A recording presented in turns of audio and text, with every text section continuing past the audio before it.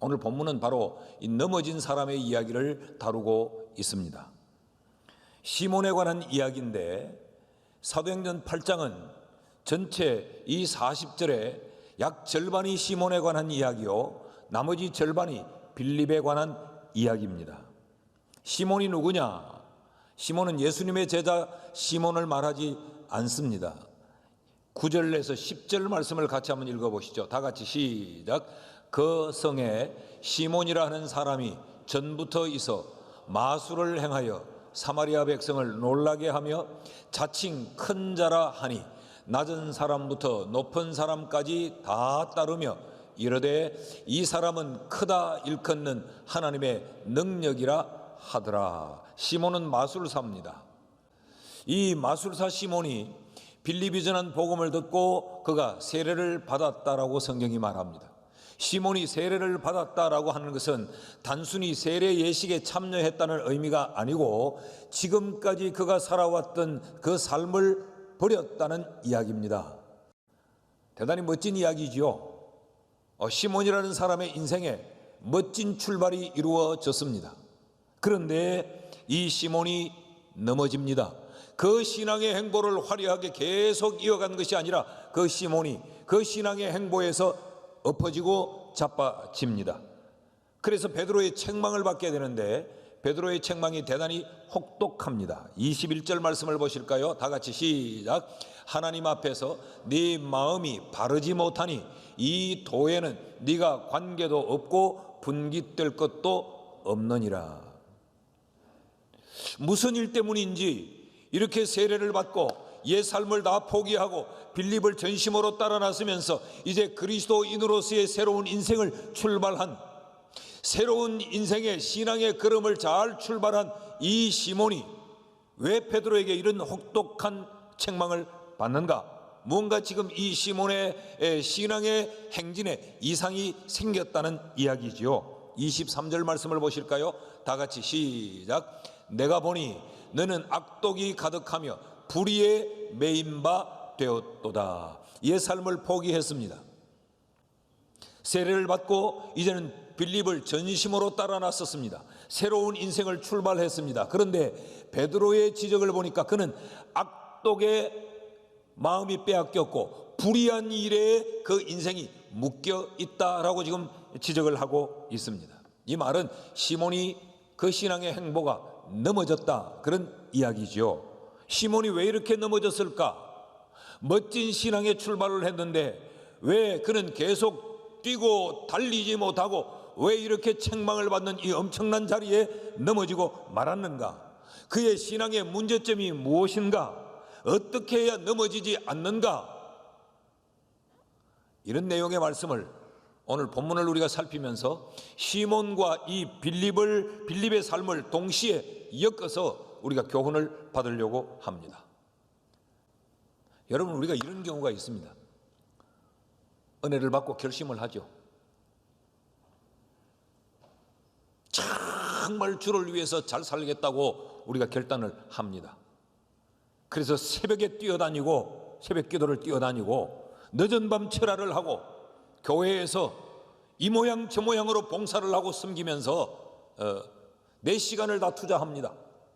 막 기쁨있게 신앙생활을 잘해요. 그러다가 어느 순간에 어떤 장소에서 어떤 사람 때문에 어떤 사건으로 말미암아, 아니 내 속에 나 자신으로 말미암아 어느 날 풀썩 그 신앙의 걸음에서 주저앉을 때가 있습니다. 그리고 엎어질 때가 있습니다. 그래서 다시 일어나 새롭게 신앙의 걸음을 출발하는 경우도 있지만 어떨 때는 넘어진 채 그냥 거기 주저앉아서 다시 일어설 용기도 갖지 못할 때가 있습니다. 그러면서도 나는 신앙의 걸음을 걸어왔다. 나는 그래도 그리스도인으로 살아왔다. 다른 사람에게 신앙의 잣대로 사람을 판단하고 다른 사람에게는 신앙의 기준으로 그 사람을 평가하면서도 나는 신앙의 자리에 넘어지고 자빠져 그냥 주저앉고 무너진 채로 그 넘어진 자로 머물러 있는 경우를 우리 자신들에게서 보지 않습니까? 우리에게도 이런 경험이 많지 않습니까? 왜 그럴까? 무엇을 우리가 경계해야 하는가? 오늘 그 첫 번째로 성경은 우리에게 현상 중심의 신앙생활을 경계해야 한다라고 가르칩니다. 이 시몬이 지금까지 그가 살아왔던 삶을 완전히 내던지고 새로운 인생을 결단하고 멋지게 출발을 했는데 왜 그가 이렇게 넘어져 사도 베드로에게 혹독한 질책을 받았는가? 그 이유가 현상 중심의 신앙생활을 했다. 현상 중심의 신앙생활이라는 말은 드러나고 보여지는 이런 것들, 이 가시적인 것들에 그의 신앙생활에 초점을 맞추고 있었다라는 이야기입니다. 자, 빌립에 의해서 이 사마리아에서 이 예수 믿는 사람들이 많아진다는 이 소리를 듣고 베드로와 요한이 사마리아 성으로 찾아옵니다. 다시 말하면 집사님이 막 복음을 전해서 이 큰 역사를 일으킨다는 소식을 듣고 목사님들이 와서 이제 제대로 목회를 하려고 찾아왔다는 이야기지요. 그래서 베드로와 요한이 그 성에 찾아와서 그들에게 성령을 아는가를 물으니 이들이 성령을 모른대요. 그래서 안수하여 이들이 성령의 사람들로 살도록 안수를 합니다. 17절 말씀을 보면요, 이에 두 사도가 그들에게 안수함에 성령을 받는지라.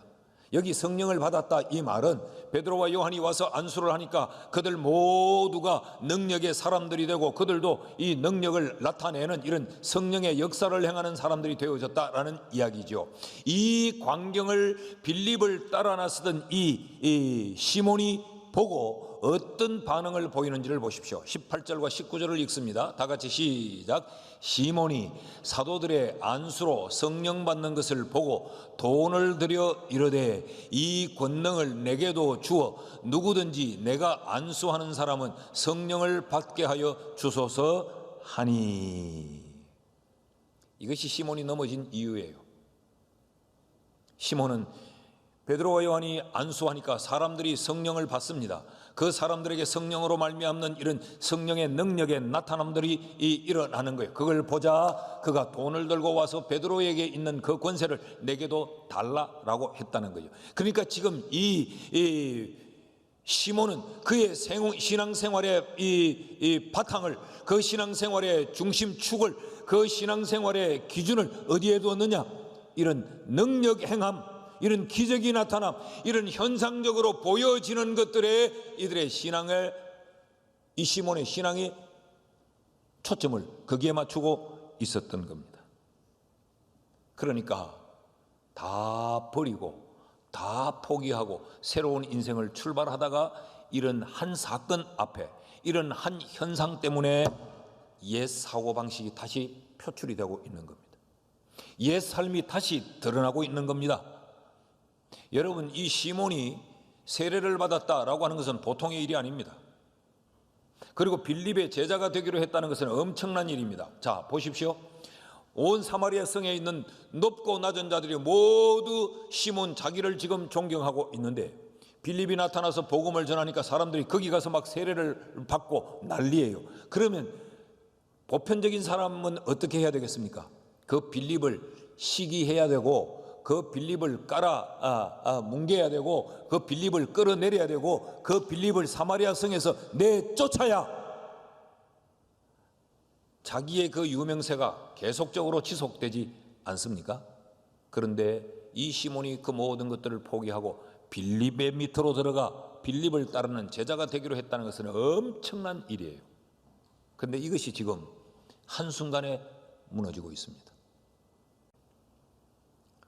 여러분, 이런 현상적 신앙에 집착하면 쉽게 미혹받습니다. 쉽게 넘어집니다. 이것을 경계해야 넘어지지 않는다. 여러분, 나는 여러분의 신앙이 말씀에 기초할 수 있기를 바랍니다. 여러분의 신앙이 이런 외형적인 것 말고 본질적인 것에 신앙의 중심을 둘 수 있기를 축복합니다. 대단히 미안한 이야기입니다. 교회에서 장로님이냐 권사님이냐 교회에서 내가 어떤 포지션을 차지하고 있느냐, 내가 교회에서 어떤 활동들을 하고 있느냐, 이걸 여러분 신앙의 재미로, 신앙의 중심으로, 신앙의 파운데이션으로 삼으면 어느 한순간에 넘어지고 자빠져요. 그래서 한 사건 앞에서 내 옛 자아가 다 드러나게 되어집니다. 신앙의 본질적인 것에 우리의 중심을 두고 무게를 두어야 우리는 넘어지지 않을 수 있습니다. 둘째로, 어떻게 하면 우리가 넘어지지 않을 수 있을까? 시몬을 통하여 우리에게 가르치는 두 번째 교훈은 자기를 드러내고 사람들에게 자기를 자랑하는 이 자기 중심적인 이런 과시 중심의 신앙을 경계해야 넘어지지 않을 수 있다라고 가르칩니다. 시몬이 왜 성령 받는 것을 왜 돈으로 사려고 했는가? 여러분, 우리가 어떤 은사를 사모하는 것, 이것은 나쁜 것이 아니에요. 우리가 어떤 직분을 사모하는 것도 나쁜 것은 아니에요. 근데 문제는 그 동기가 뭐냐라는 것입니다. 동기가. 그 목적이 뭐냐? 19절 말씀을 보면 이르되 이 권능을 내게도 주어 누구든지 내가 안수하는 사람은 성령을 받게 하여 주소서 하니. 베드로가 안수하니까 사람들이 성령을 받는단 말이죠. 그래서 성령으로 말미암는 능력들이 막 나타난단 말이에요. 그러니까 자신이 하고 싶었던 겁니다. 그래서 돈을 들고 와서 그 권세를 내게 좀 파시오. 그래서 내가 그 일을 해서 내가 사람들로부터 주목을 받고 내가 사람들에게 내가 드러나기를 원한다는 것이 시몬의 태도였습니다. 원래 시몬은 이런 자기중심적인 사람이었어요. 소영웅주의자였습니다. 9절 말씀을 다시 보면 그 성에 시몬이라 하는 사람이 전부터 있어 마술을 향하여 사마리아 백성을 놀라게 하며 자칭 큰 자라 하니. 이 시몬은 예수 밖에 있을 때도 자칭 큰 자였어요. 물론 사람들도 그를 칭송했습니다. 10절 말씀에 보니까 낮은 사람부터 높은 사람까지 다 시몬을 따랐고 그들이 말하기를 이 사람은 크다 일컫는 하나님의 능력이라 하더라. 이 사람은 하나님이 보낸 사람이다. 이 사람은 하나님 같은 사람이다. 대단한 사람이다. 사람들로부터 칭송을 받았어요. 여기 물들어 일생을 살아왔던 그가 예수를 믿고도 똑같은 방식을 취하고 있습니다. 고린도 교회가 그 많은 갈등과 분쟁의 중심에 있었던 데는 그 한 가지 원인은 이 하나님으로부터 받은 은사 때문이었습니다. 이 은사 문제가 이 고린도 교회를 온통 쑥대밭을 만들어 놨어요. 나는 예언하는 은사를 받았다. 나는 방언의 은사를 받았다. 나는 병 고치는 은사를 받았다. 나는 투시의 은사를 받았다. 그래서 이것을 성도들 개개인이 자랑질을 하기 시작한 거예요. 난 너보다 낫다. 넌 예언의 은사를 받았느냐? 나는 병 고치는 은사가 있는데 넌 그러냐? 너보다 내가 낫다는 거죠. 그럼 다른 타인들을 무시하고 자기를 자꾸 사람들에게 드러내고자 하는. 그러니까 교회가 이제 쑥대밭이 되는 거예요. 그러니 어떤 현상들이 생겨나느냐? 서로 갈등이 생기고 파가 나누어지고, 그러다 보니까 방언을 못 받은 사람은 방언을 흉내내는 뽐방언을 하기 시작하는 겁니다. 남들이 그렇게 방언을 하니까 그걸 흉내내서 하기도 하는 겁니다. 이게 고린도 교회의 갈등의 원인이었고 분쟁의 이유였습니다. 여러분 기억하십시오. 은사는 섬김이 1차적 목적입니다. 공동체를 든든히 세우기 위해 하나님이 주신 선물이에요. 그렇기 때문에 은사는 결코 자랑할 수 있는 것이 아닙니다. 20절 말씀을 보십시오. 베드로가 뭐라고 말하느냐? 베드로가 이르되 네가 하나님의 선물을 돈 주고 살 줄로 생각하였느냐? 네 은과 네가 함께 망할지니라 그랬어요. 은사는 하나님의 선물이에요. 하나님이 우리에게 이런 재능, 저런 특별한 이 영적 선물을 한 것은 하나님이 내게 일방적으로 조건 없이 주신 선물이에요. 왜 주셨느냐? 그 선물 가지고 자랑하고 다른 사람을 판단하고 혼자서 우쭐대고 그러라고 준 것이 아니고 그것을 가지고 공동체를 잘 섬기라고 주신 거예요. 하나님이 우리에게 노래하는 은사를 주셨다. 그것을 가지고 이 예배에 하나님을 찬양하고 이 공동체의 예배가 더욱더 풍요로워지도록 섬겨라라고 하는 것이에요. 그게 자랑이 되면 안 되는 거예요. 그것으로 우리를 과시하면 안 되는 거예요. 그러니까 찬양은 무대가 얼마나 잘 꾸며져 있는가, 우리에게 얼마나 조명이 골고루 잘 비치는가, 이것 때문에 시험 드는 것이 아니고 우리가 하나님의 이 성호를 찬양하는 것, 그것으로 이 하나님께 드려지는 이 예배가 더욱더 아름답고 영광스러운, 이게 목적 하나여야 하는 것이죠. 얼마나 사람들이 우리의 찬양에 귀를 기울이는가, 이게 초점이 아니라는 것입니다. 사람들에게 얼마나 우리가 화려하게 소개받고 박수받느냐, 이게 아니라는 거예요. 그러니까 은사 받은 사람은 본인에게는 굉장히 피곤합니다. 그것으로 공동체를 섬겨야 하는 것이니까. 여러분, 설교자도 이 설교는 하나님의 은사입니다. 그래서 하나님의 이 말씀 선포가 필요한 곳에는 목에 피가 솟구쳐 올라도 가서 그 말씀을 전하는 거 아니에요? 그러니까 그건 피곤하고 힘든 거예요. 자, 그런데 만일 하나님이 주신 이 선물이 제게 자랑이 되고 이것을 설교자가 과시하기 시작하면 넘어집니다. 설교자가 하나님으로부터 이 은사를 받았는데 내가 특별한 설교자요, 나는 성경을 남보다 깊이 아는 사람이요, 나는 남보다 더 많이 연구하는 사람이요, 나는 남이 모르는 이 기가 막힌 것까지도 나는 다 알고 있어, 이것을 설교를 통하여서 자랑질하게 되고 자기를 높이게 되고 과시하게 되고 사람들의 마음을 그것으로 통하여 얻고자 하는 이 미혹에 빠져들면 타락합니다. 그러면 넘어지는 거예요. 교계에 거목 같은 목회자들이 일순간에 나가 자빠지는 그 이유가 뭐냐? 이런 영웅주의에 미혹받았기 때문에 그렇습니다. 그래서 자기를 드러내고 자기를 과시하고, 그래서 사람들에게 자기가 영웅이 되고자 할 때 이게 뭐예요? 교만이죠. 교만은 사람을 망하게 하는 앞잡이라 그랬습니다. 그래서 무너지는 거예요. 셋째로, 어떻게 해야 넘어지지 않는 신앙인으로 살 수 있을까? 이런 어떤 가시적인 현상적인 것을 경계해야 되고, 또 우리 자신을 드러내고 내가 인정받고 내가 어떤 영웅이 되려고 하는 이런 과시 중심의 이런 신앙도 경계해야 하면서 우리와 하나님 사이의 이 관계 중심의 신앙을 추구해야 합니다. 베드로가 시몬을 책망한 내용은 대단히 혹독합니다. 23절 말씀을 보면 내가 보니 너는 악독이 가득하며 불의에 매인 바 되었도다.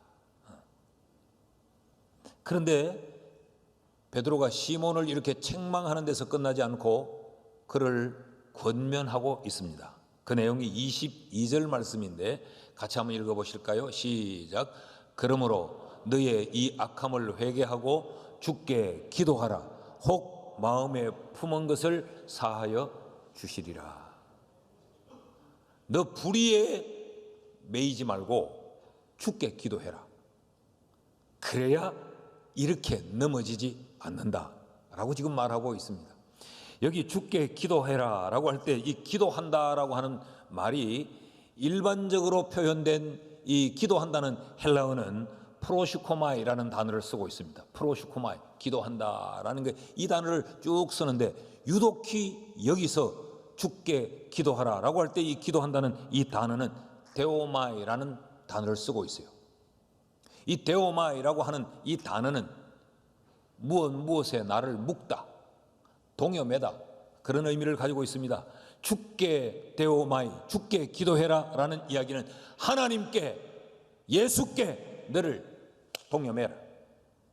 네가 불의에 너를 동여매지 말고, 네 자신의 너를 동여매지 말고, 사람들이 행하는 그런 어떤 기적들의 너를 동여매지 말고 주님께 너를 묶어라. 그래야 넘어지지 않을 수 있다라는 것입니다. 그러니까 결국 이것은 하나님과의 관계를 강조하는 거죠. 하나님과의 이 관계를 신앙생활에 절대시 해라. 그래야 넘어지지 않는다. 그러지 않고 다른 것에 너를 묶으면 언제라도 그건 넘어질 수밖에 없다. 너를 돈에 묶어봐라, 돈과 함께 넘어진다. 너를 사람에게 묶어봐라, 사람 넘어질 때 너도 넘어진다. 내 자신을 네 자존심에 묶어봐라, 네 자존심이 넘어지면 그것도 넘어지는 거야. 그런데 주님께 너를 묶어놓으면 넘어지지 않는다는 거지. 지금 이 빌립이 성령이 이르시되 말하면 성령이 말씀하는 대로 순종을 했다. 이 말은 빌립과 이 하나님의 아름다운 관계를 지금 우리에게 묘사하고 있는 거죠. 시몬과 대조를 시키면서 우리에게 보여주고 있습니다. 우리에게 이런 하나님과의 관계 중심의 신앙생활을 추구해야 넘어지지 않는다는 것이죠. 여러분, 하나님과의 관계가 어떻습니까? 좋습니까? 여기서 우리는 기도를 이렇게 정의할 수 있습니다. 기도란 무엇인가? 나를 하나님께 묶는 것, 그것이 기도입니다. 주께 기도해라, 데오마이 해라, 너를 하나님께 묶으라, 그게 기도라는 거죠.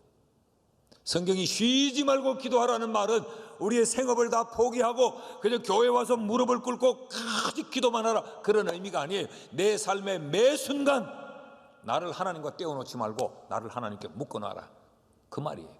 쉬지 말고 기도하라.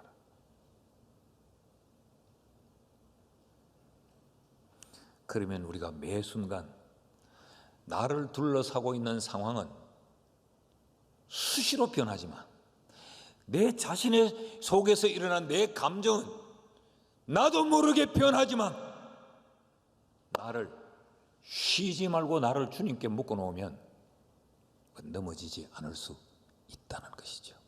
그게 기도입니다.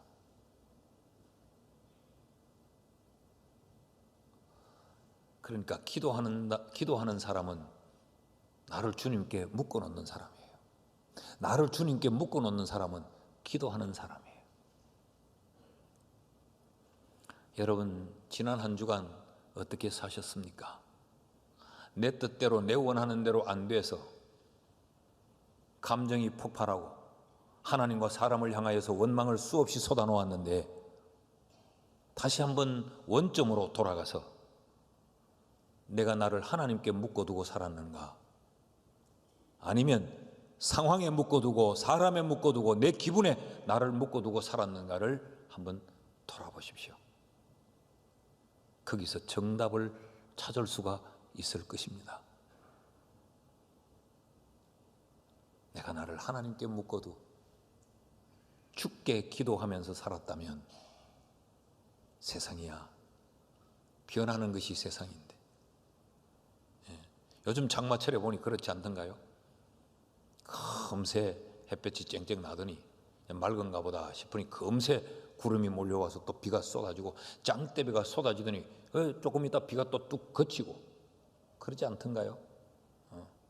똑같은 집사님 얼굴인데 집사님을 어느 날 거울 앞에서 보니까 나도 꽤 괜찮아 그렇게 보여졌잖아. 그러다 어느 날 보니까 그렇게 못마땅하고 속상해 보이잖아요. 모든 세상 만사는 그렇게 변하는데 나를 어디에 묶어두느냐가 중요한 것입니다.